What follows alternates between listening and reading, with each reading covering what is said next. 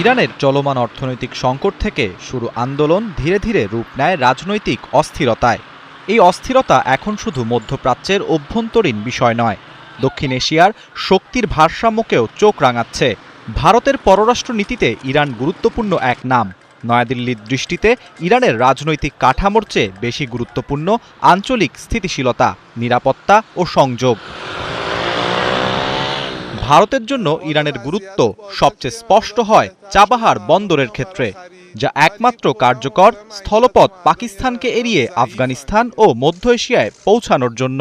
ইরানে দীর্ঘমেয়াদী অস্থিরতা তৈরি হলে এই প্রকল্প মুখ থুবড়ে পড়তে পারে, যা ভারতের কানেক্ট সেন্ট্রাল এশিয়া নীতির জন্য বড় চ্যালেঞ্জ। চাবাহার শুধু একটি বন্দর নয়, এটি চীন পাকিস্তান অর্থনৈতিক করিডরের বিপরীতে ভারতের কৌশলগত পাল্টা অবস্থান। এই প্রকল্প থমকে গেলে ভারতের মধ্য এশিয়ার সাথে বাণিজ্য ঘাটতি তৈরি করতে পারে নতুন সংকট।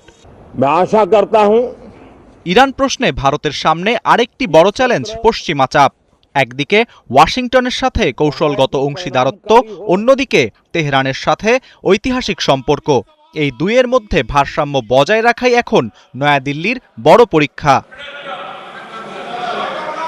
বিশেষজ্ঞদের মতে ইরানে ক্ষমতার পরিবর্তন হলে ভারতের জন্য তা ঝুঁকিপূর্ণ হতে পারে, কারণ ইরানের বর্তমান সরকারের সাথে তাদের যে সম্পর্ক তাতে ভাটা পড়তে পারে।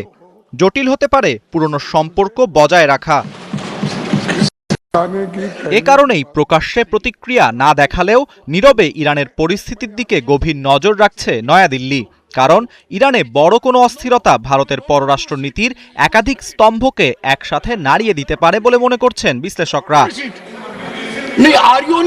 ইরানের ভবিষ্যৎ রাজনৈতিক গতিপথ শুধু তেহরানের নয়, এর প্রভাব পড়বে গোটা অঞ্চলের শক্তির ভারসাম্যে।